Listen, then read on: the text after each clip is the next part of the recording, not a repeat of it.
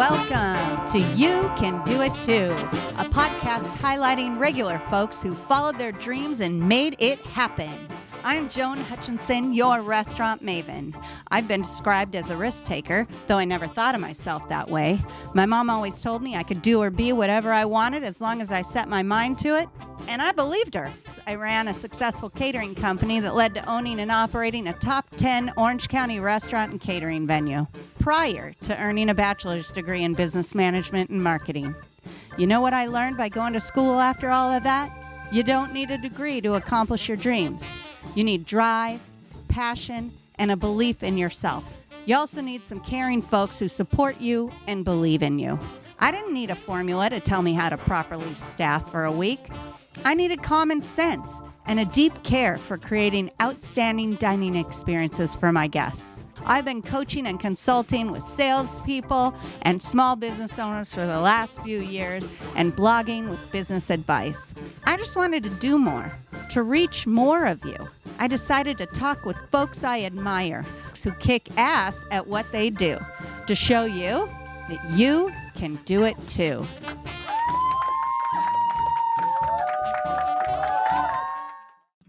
We'll get started. Well, thank you everyone for joining us today. My guest today is Cristina Colella. She is a digital strategist and social media manager who helps businesses monetize their audience on social media. She's a co-founder of Siteboost, which is a startup of web and marketing services for high-end clients. She helps luxury brands get recognized as such and find their ideal clients online. Welcome, Cristina. Hi. Hi, everyone. And thank you for the introduction. Well, thanks so much for joining us today. Oh, thank what you. What I didn't say about Cristina is that she lives in the Canary Islands in Spain, and she is originally from Italy. Yes. That is a big move. And I understand you just made that move this year, right, Cristina? Yeah, I guess it was probably the biggest challenge of this year. And I guess one of the biggest challenges in 28 years of life. So like I come from Rome, which is, I guess everyone knows Rome, and there's like a lot of history and a huge city, but for some reason I felt that something was missing there for me, and I understood that last year when I visited the island of Gran Canaria. I chose that completely by chance. I just thought, okay, I'm gonna choose some place to spend a few days, and when I came here I saw like this beautiful place with lots of nature, a very, very good climate, because except for a few months, like it's almost always spring and summer all year round. And there is also a huge community of people working online, digital nomads. So I thought, okay, this is a good way to combine the life in a beautiful place with also lots of opportunities, both to work and also to socialize, you know, because of course I didn't want to live in a desert, but when I saw that, I just thought, okay, this could be like the right place for me. And I made like this huge jump, let's say, because of course I planned it for 1 year before doing this, because like it took me 1 year to plan all of this stuff. And then all of a sudden I found an apartment, which is not easy when you're looking for it at distance, you know. It's easier if you are on the territory, you know. But when I got the chance, yes, then I thought, okay, I'm just gonna pack my stuff, so book a flight, and that's how it went basically. I moved completely on my own. Yeah, I moved completely on my own. Wow. And this is something that also like surprises people for like when I say Yes. that I had no friends, no boyfriend, no family with me. It's like, oh, so you've done this all alone. Yes, it was like it came out as an adventure, and quite not Yes. easy at the beginning, because of course I had to adapt to a completely new place. But that's how it is Right. after 6 months here, because I came here in June. So now it's 6 months or maybe a little bit more.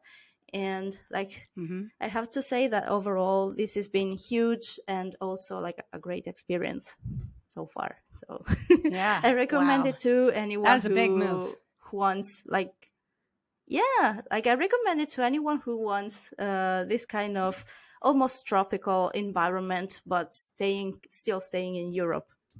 Mm-hmm. Wow. Wow. That's pretty ballsy. That's a word we use in the US.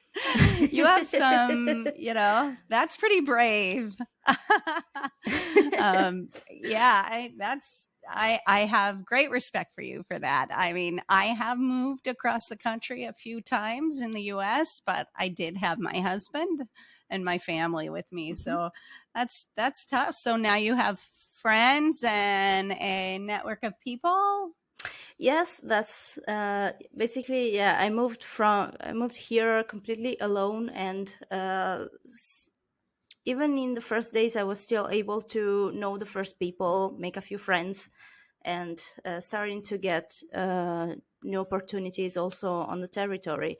And while working on this, like now after 6 months, I'm starting to gather some results. So, like this has Yes. been like a journey. Overall, it has been a journey Mm-hmm. made of little steps, one after another. And that's Right. where I'm here now. Like I'm living in a place that I love, and also starting to get some new opportunities, friendships, relationships here. So like it's amazing. As I said, I wasn't looking for Yeah. Nice. like a desert island, so I guess I made the right Yeah. choice. Like I'm happy so far. Yeah.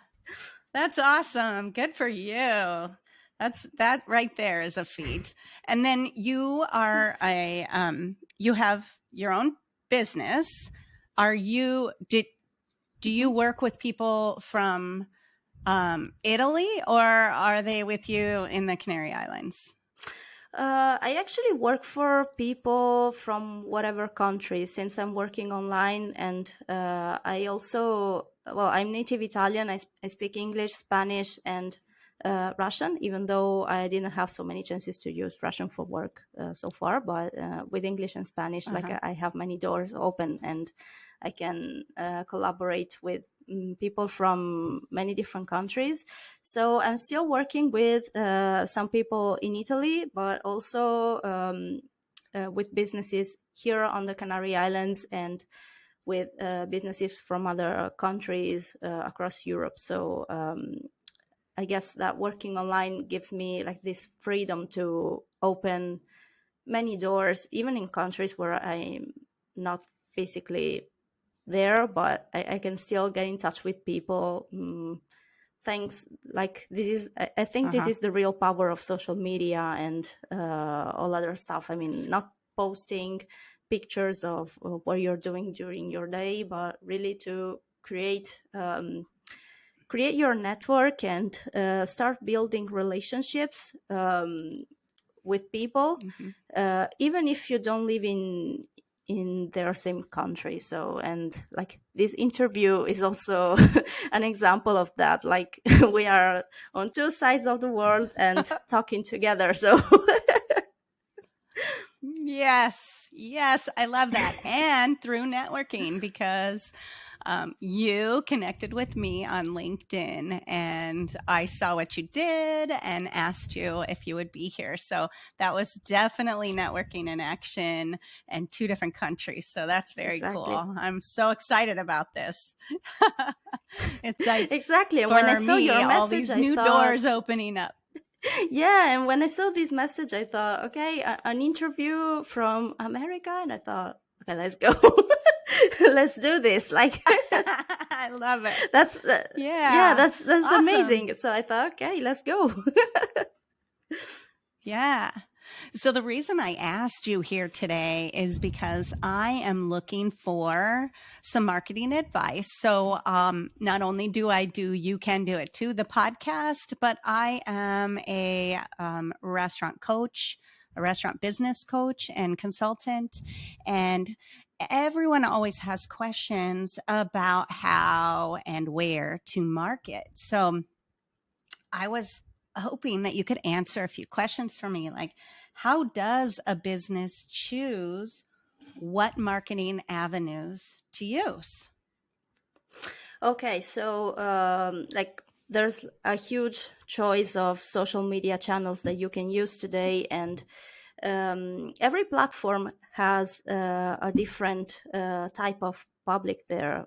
So um, e- of course you have to start testing. I mean, you can build your strategy, but then every time you create a marketing plan, of course it requires testing, because okay, you are supposing that you're going to find maybe your public on Facebook, let's say, or another platform, but then of course you have to test the reaction of people to what you're posting. But anyway, there are still like some things you can consider, like for example, Facebook.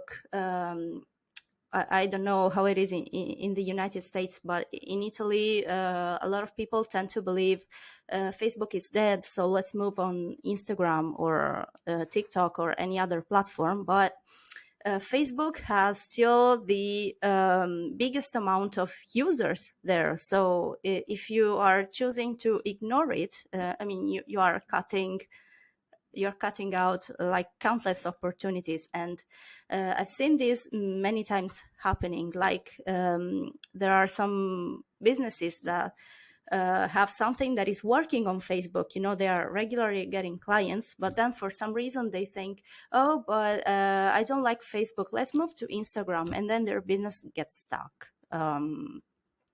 And I Yeah. also see that there are a few businesses that have different channels open, but more or less 80% of their opportunities come from Facebook. So uh, what I can recommend is not to follow like these widespread ideas that are not suitable to everyone, but to Mm-hmm. always take into account what is the type of public that you can find on every social media platform, and then strategically choose the channels that can be more suitable to you, to the kind of activities that you are doing.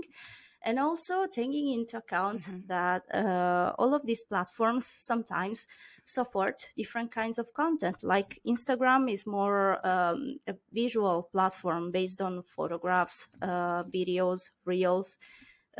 TikTok is mainly video based. So it depends on the target that you want to attract, and also on the nature of your activities and the type of content that is more useful to use. So what I can recommend is to really analyze your activities and your activity, what you're doing, and consider who is your main target, what are the things that they are looking for online, and for Mm-hmm. example, if you are providing a coaching service, focus on what are the main problems of your public, and address that on social media, and try Mm-hmm. to think about where you could find these people. Like there could be like some Facebook groups where you can find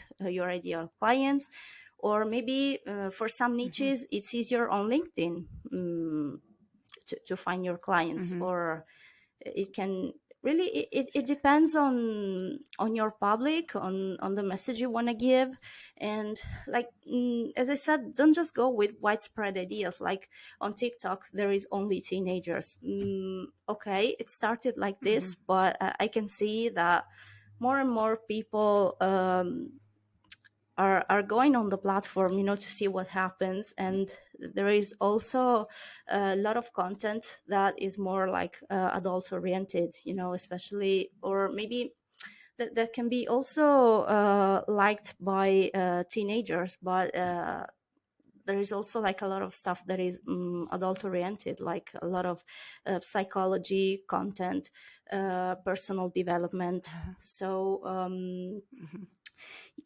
it has changed throughout these years. So always think about your target, and where you could find those people. And then of course it's going to be about, as I said at the beginning, testing, and seeing the reaction of people. And based on those reaction, you can maybe decide to concentrate your efforts and give priority to a few channels more than others. But always take into account what you're talking to.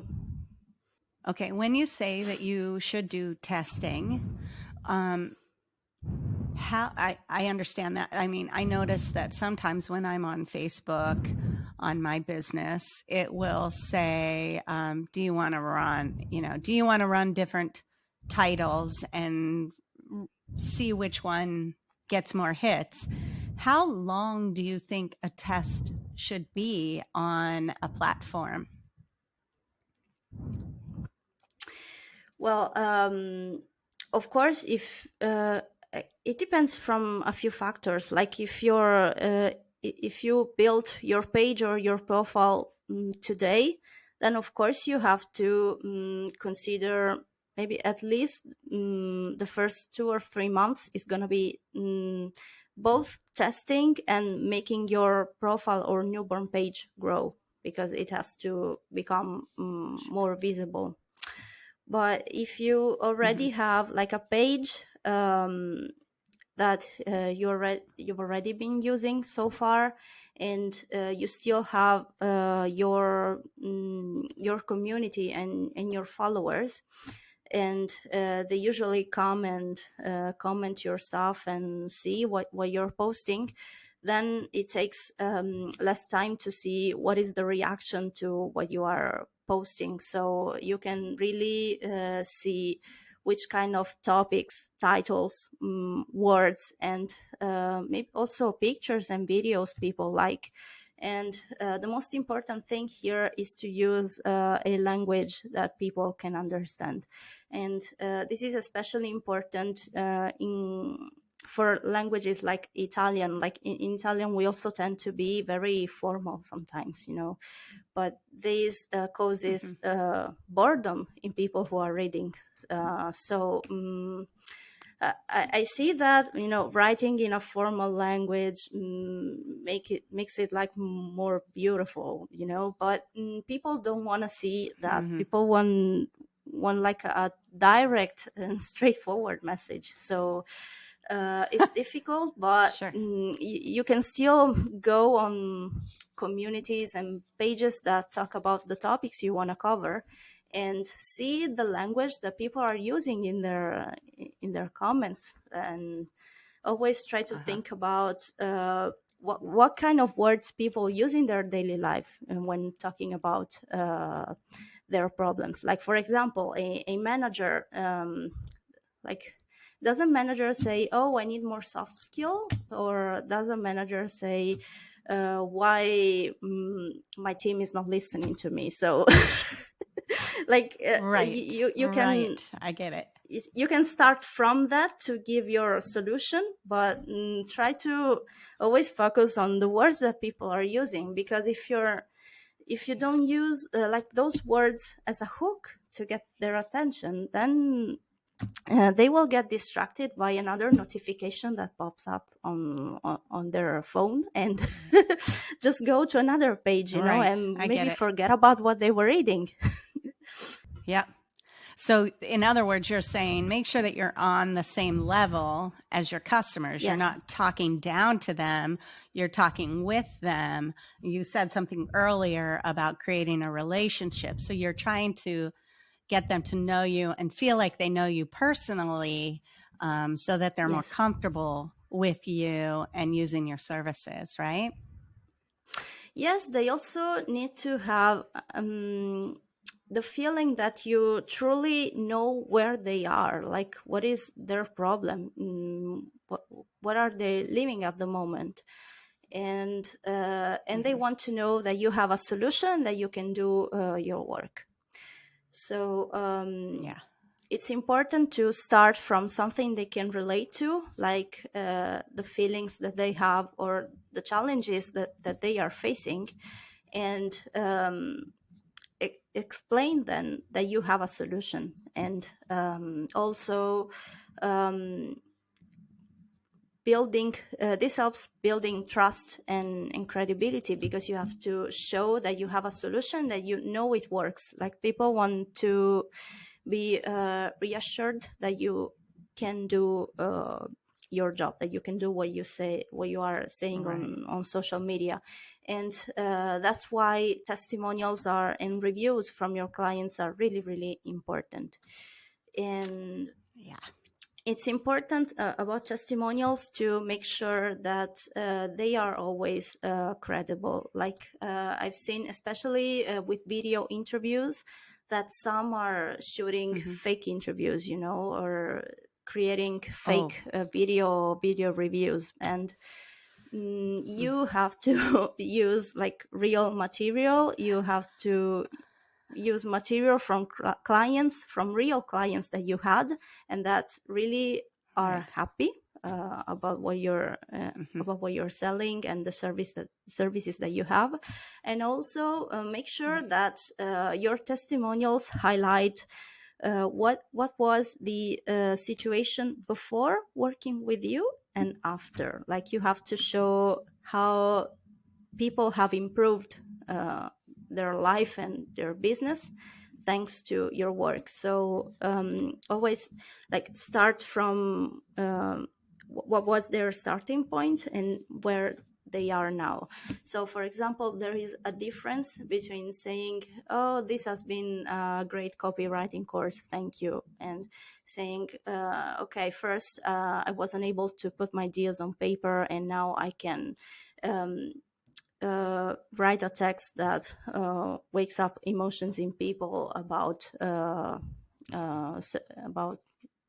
this or that service, and this and that product. You have Right. to show that there has been like a huge there has been some transformation, and really use your testimonials in a way that gives you credibility, and not just to put reviews out there.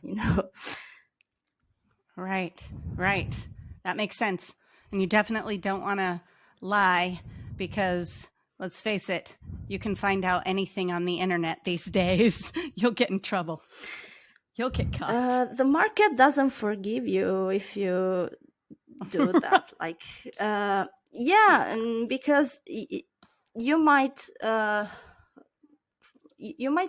have your tiny period of success at first, but then as soon as you get dissatisfied people behind you that start talking online, on groups, on Google, leaving reviews on Google, on your profiles, on your pages, then it all turns out. And so it's completely useless to try and do something that looks quicker and easier, but then doesn't give you anything real in the long term.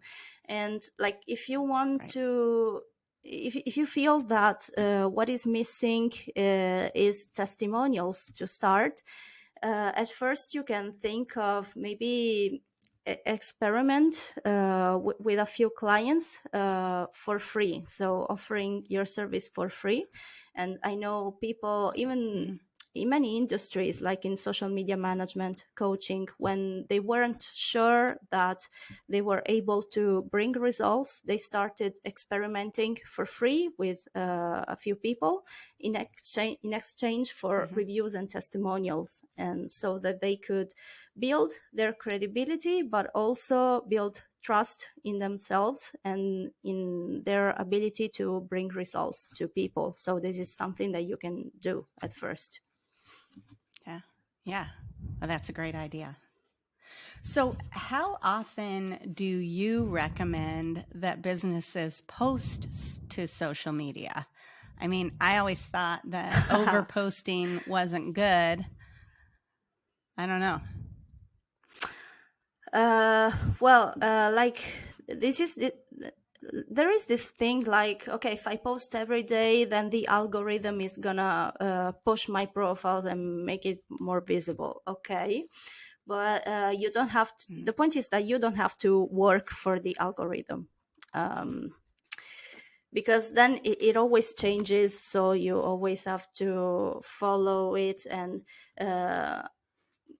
for a few days it pushes reels, then it changes and it started pushing other type of content. So your focus doesn't have to be that, but your focus has to be in creating a community of people who actually like what you do, are interested in you, in what you do, because what you are offering on social media is something they can relate to and that solves their problems. And to do that, you don't need the algorithm. Like you can, of course you can use different tools, like using your personal profile instead of the page, if that's possible, because then you can send friends requests and bring people into your network so that they can see your content. Like there is a lot of things that you can do, but still following the algorithm is not always like the best idea in the long term, because it always changes. And what does is maybe if you do that, you will get a lot of followers, but in the end followers are not always clients, so there is this difference. Like I can just follow a profile just to see a few pictures every now and then, but I'm not really interested in something that is being sold by the person. So of course, if you want to be like a famous influencer, you will need to gather millions of followers. But if what you're doing is another thing, like having a profile, a channel to sell your products and services, then you don't have to care about having millions of followers. Sometimes even a few hundreds are still fine. I know it sounds strange in these days to say that, but you can still get your clients even from maybe 1,000 followers, or even less if you don't have 1,000. Sure. So it's all about, as I said, hooking their attention, because you are talking about their problems and showing them that there is a solution. And with time, following your content, then they will feel like they are ready to make this jump and solve a problem and working with you specifically. So as long as you're getting in front of the right people is what you're saying. Yes, like that is the most important focus, like building a community, making sure that the right people are following you. And of course, you don't have like to disappear from social media for weeks and weeks, but at the same time, overposting is not that useful. So what I say is that less than twice a week is very few. But more than 3 times, I mean, you have to make like a huge effort to have content ready every single day, even in the weekends. So it becomes like a race. So but you have to put out there something that is valuable. As I said, content is to create credibility, not to make the algorithm happy. So Okay. Makes sense. Try to I get always, it. yeah. Yeah. So what do you recommend when it comes to creating a marketing plan? How many different well, I know that I know that it's all variables, but you're saying make sure that you're on the channel that your customer would be on, and you're creating content that relates to them. So, and one more question about creating a marketing plan. So, Okay. writing a marketing plan.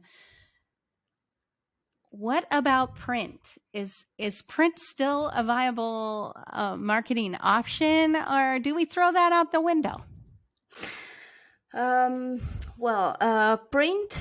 That's a good question because I've been using business cards a few years ago. I used to go to events and leave my business cards there. Actually, it turned out that the online worked more for me. But there are still a few variables you have to consider, like when you go to an event. Well, sometimes I noticed that even if it's a purely networking event, some people are not there to actually network. So they are there because they can eat and drink a few things, sharing, and share their company with other people, and enjoy the presence of people there.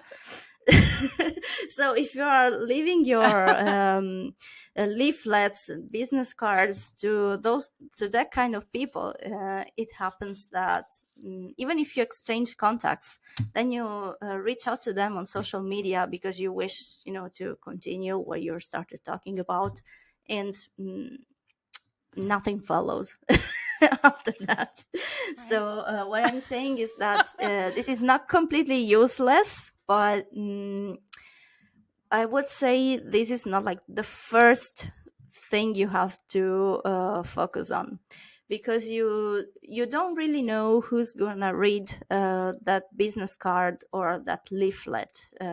You don't you have no control of where those where that print ends up.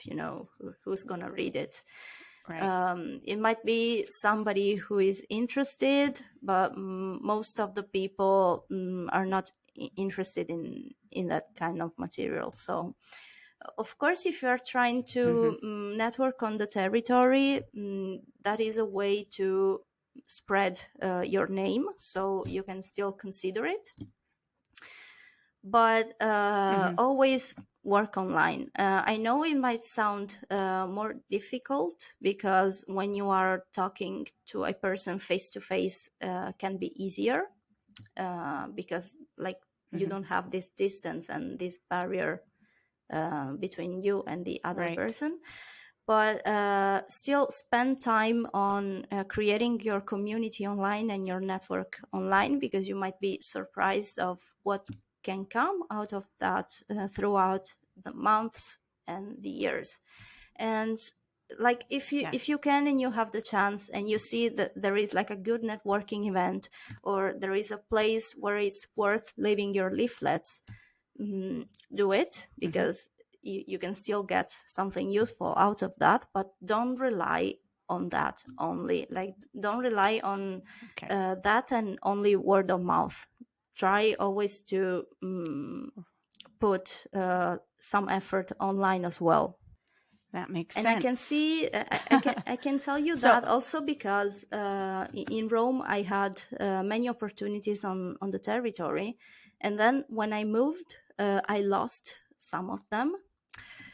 So what I'm saying is, don't just rely on word of mouth on your territory, because if you want to move, or if you want to maybe spend a few months in another place and then come back, then you might lose some of that things. But if you are also working online and having your contacts online, you can still nurture relationships even with people like in this case on the other side of the world in completely different continents. Right. And and so this is like a very powerful thing, and a great opportunity that came with social media. So try to focus on that more than on giving your prints and your papers out there. Right. That makes sense. It's I'm glad we did this today because our last show was on networking, and one of my guests was is is she's a headhunter. I know that's terrible. She's a recruiter. Sorry, Becca. And she was talking about creating a network and making relationships, and they're online, but she also said to try to connect not just online, but try to maybe also an email or a phone call or somehow, so that you're connected in more than just online. Yeah, like a combination of the two, but don't just focus on just one of them, but make sure you are giving priority. Maybe you can give priority to one of those two alternatives, but make sure you are not completely focused on just one and only, because then you will either lose opportunities on the territory, or online you might get an opportunity to collaborate with companies and professionals that live in completely different countries. So network both online and in presence if you can, of course, if there is like a chance of a valuable event or a place it's worth being there for that event. Yes. Awesome. Makes sense. Well, Cristina, I want to ask one more question before we end the show. What advice do you have? Like, what's your top number one advice for anyone who is, who has a business and is trying to figure out their marketing? What is your number one advice? Well, I actually have different advice, different types of advice. So I'm just gonna give them. Well, first of all, when looking for a consultant in that, if you don't trust the first consultant that you're talking to, don't just buy their services like that. So just go and talk to as many professionals as you need before finding the one that you prefer. This is something that I've done here on the island when looking for an accountant. For example, I talked to 6 professionals before finding the one I was looking for. So always don't go and buy the first product or service that you find out there. If you feel in your gut that there is something that is not working, then just go with that feeling and continue your search. And this is like the best thing I can recommend, and something that you have to do basically in every other sphere of your life, not only business. Then, as I said, it's about your clients, not about the algorithm. So think about what type of content, language, topics your people want, and focus on that, not on following the algorithm and its crazy changes that come every few weeks, basically. And be sure that whatever you are doing online is aimed at building credibility. So having good reviews, good testimonials, writing things you know about. This is really important. Write and make videos or any other content about things you know about and that you know that can really work and that can be useful to people. Awesome. So if somebody wanted to connect with you about doing business with you, Cristina, how can they reach you? Well, they can reach out to me on social media. I'm on Facebook, LinkedIn, Instagram, and even Twitter. And I launched my YouTube channel a few days ago. And also by email, so maybe Okay. we can put my address in the description. Okay, I will do that. Okay. All right. Okay. So why am I doing this podcast? Because it's important to me that you know we all have it in us to succeed.